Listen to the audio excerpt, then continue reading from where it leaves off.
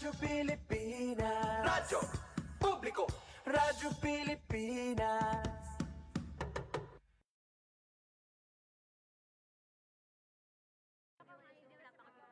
May dalawang mukha ang gutom na matagal nang kinahaharap ng bansa. Ang gutom ng magsasakang buong araw nagtatanim pero kapos pa rin ang kita. Ang gutom ng pamilyang walang maihain. Ang ugat ng problema, maraming dinadaan ng mga middlemen ang mga ani. Nagmamahal ang pagkain pero lumiliit ang kita ng mga magsasaka habang nahihirapang makabili ang mga pamilya. Ito ang binago ni Pangulong Ferdinand Marcos Jr. Ang presidente natin napakalinaw ng instruction sa amin noon, huwag kami bibili sa mga malalaking kumpanya. Unahin ang mga farmers co-op. Lahat ng mga benepisyaryo ng walang gutom, sa farmers co-op rin tayo humahango. So sir, yung farm niya, doon na kami bumibili. Noong nakaraang linggo, dinayo ng Pangulo ang South Cotabato.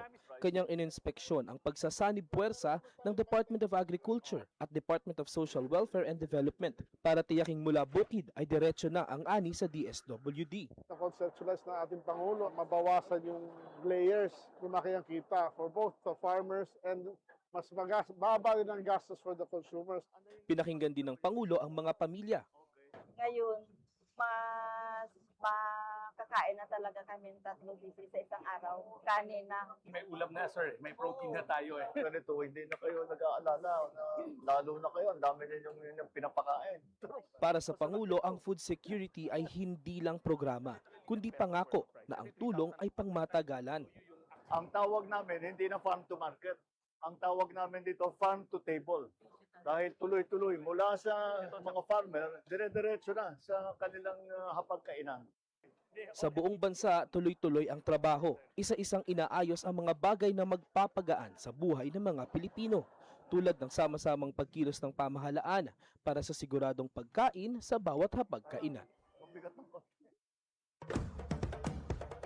Ito ang Presidential Broadcast Service. Radyo Pilipinas. Radyo Publiko. Ng bagong Pilipinas para sa bagong Pilipino. Naghahatid ng mahahalagang balita at impormasyon na guugnay ng pamahalaan sa sambayanan. Tulay sa himpapawid ng serbisyo publiko. Radyo Pilipinas. Radyo Publiko. Ang boses ng Pangulo. Sa Iloilo, Radyo Pilipinas. 585 AM.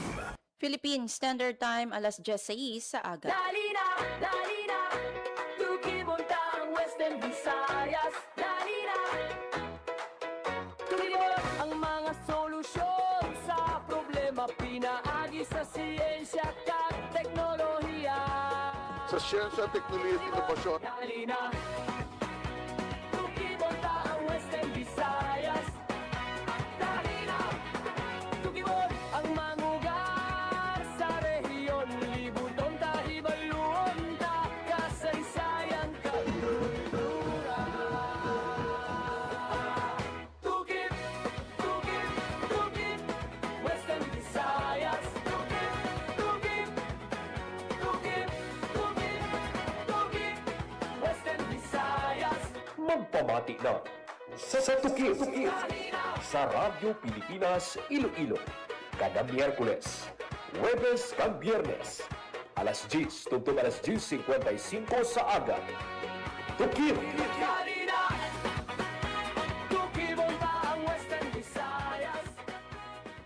Mabuhay Pilipinas, mabuhay Western Visayas. Dali na, tukibonta ang Western Visayas. Maayong aga Luzon, Visayas, kag Mindanao. Live nyo kami nga mabatian sa 585 kHz sa lilisuan sang inyong mga radyo kag sa Radyo Pilipinas Iloilo Facebook page. Tukibon, dali na, Adlaw kita sang Western Visayas. Huwebes, July 16, 2026. Ang mangugar sa Welcome sa panibago naman nga episode sang programa Tukib, ang Science and Tourism Program sang Radyo Pilipinas Iloilo. tukib, Ako ang inyo kaupod, katukib, Hope Tarichante. And as usual mga kaabyanan, another day, another topic, another guest ang aton makaupod. Visayas. Subong bulan sang Hulyo mga kaabyanan, ginasaulog naton ang National Blood Donors Month. So sining adlaw sang Webes sa sining episode sang programa Tukib, Tukibon ta ang Western Visayas, dali na. makaupod naton ang Donor Recruitment Officer sa Philippine Red Cross Negros Occidental Bacolod City Chapter para istoryahan, no? Sino bala ang pwede makadonar sang dugo? Ano ang mga requirements sa pag-donate sang dugo? And do ano kabastante ang dugo, no, sa Philippine Red Cross Bacolod Chapter? May supisyente ayhan nga dugo, no, ang PRC Bacolod Chapter. And ano ayhan, no, yung mga blood type nga ginakulang, no, or ginakinahanglan sang duga nga mga donor, or ano naman yung bastante. So ibaluon naton later kay makaupod naton si Miss Joyce Rebadomia. Ang Western Visayas, dali na.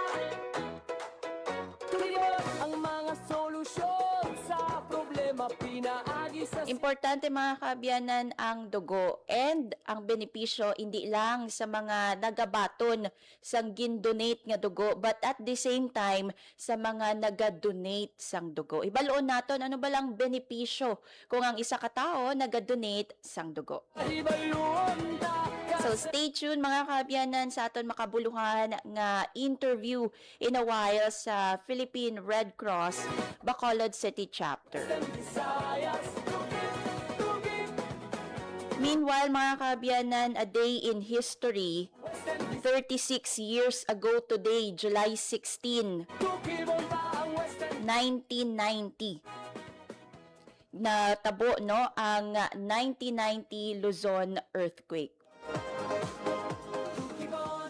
So sang July 16, 1990, alas 4:26 sang hapon, natabo ang 7.8 magnitude nga earthquake nga nag-igo sa northern kag central Luzon.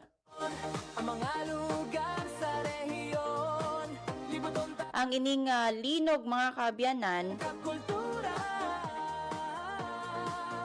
Tukib, nagkuha sang 1,200 nga mga kabuhi. Visayas, Nakahalit sa mga infrastruktura balor 10 billion pesos. Kag ginakabig isa sa most destructive earthquake sa pungsod Pilipinas. Inisandig sa datos sang DOST PHIVOX.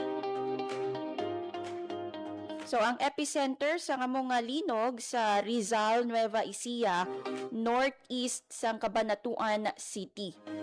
Pero ang pagtayog mga kaabyanan nabatsyagan tubtob Baguio City, sa Cabanatuan City, Dagupan City kag San Fernando City. Nabatsyagan man ini sa Metro Manila kag nagtuga sa mga kahalitan sa pila ka mga building. Nagtuga man ang 1990 Luzon earthquake sa 120 kilometer long surface rupture sa digdig segment sang Philippine Fault. So amo nang aton nga day in history mga kaabyanan, 36 years ago natabo ining 1990 Luzon earthquake, July 16, 1990. dali na. Tukibon ta ang Western Visayas, dali na. Meanwhile, sa ato naman nga padayon nga pagbantay sa iban pa nga balita sa DOST PHIVOX kag DOST Pag-asa. Panahon, ibaluan. Check naton mga kaabyanan ang pinaka-latest sa lakat sang panahon and ang aktibidad sang Bulkang Kanlaon. Pamatian na.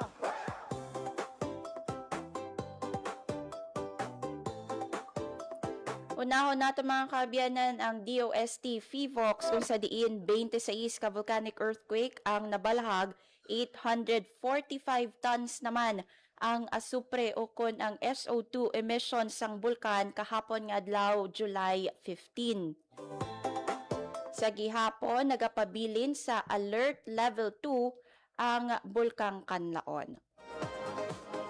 Tukibon ang mga solusyon.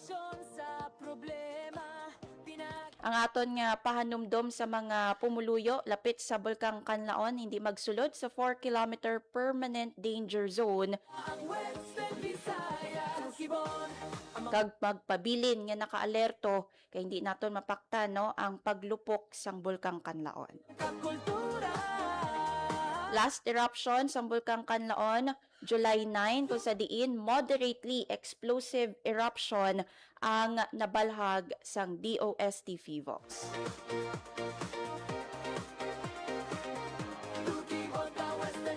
Sa sinin naman nga tinion mga kaabyanan, i-check naton ang lakat sang panahon Hibaluan pinaagi sa aton nga DOST Pag-asa. Hello, good morning. Hi, hello, good morning. Muna ang aton latest weather update para sa karon adlaw sa Thursday, July 16, 2026. Sa karon ay wala naman na kita may gina-monitor na LPA o konbagyo sa sulod or sagwa sa ating Philippine Area of Responsibility. Samtang southwest monsoon ang padayon nga nag-aapekto sa may extreme northern Luzon. Hindi rin naman sa western Visayas ay generally fair weather kita, pero wala man natin ganadula ang mga posibilidad sa mga isolated na mga pag-ulan, pangalat kag panag-oob duga sa mga localized thunderstorms. Mahina tugtog makasarangan naman ang hangin naton nga magahalin sa direksyon southwest, nga magadalas ang makanay tugtog makasaran pagbalod ng aton kadagatan. Forecast temperature natin generally niya sa 26 to 32 degrees Celsius. Ang adlaw na butla kag gining alas 5:35 sang aga kag magatunod ini alas 6:16 karon sa hapon.